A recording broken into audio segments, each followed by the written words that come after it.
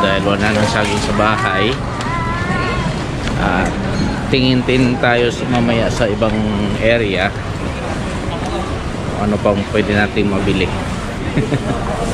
Kasi ubos na rin yung prutas natin sa bahay, so kailangan din natin kumain ng prutas. So Ecuador banana 6.95. Ayan, 6.95 Ecuador. So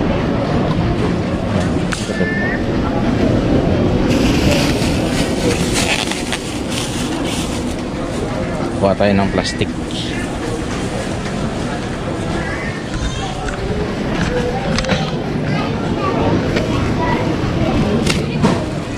Hey,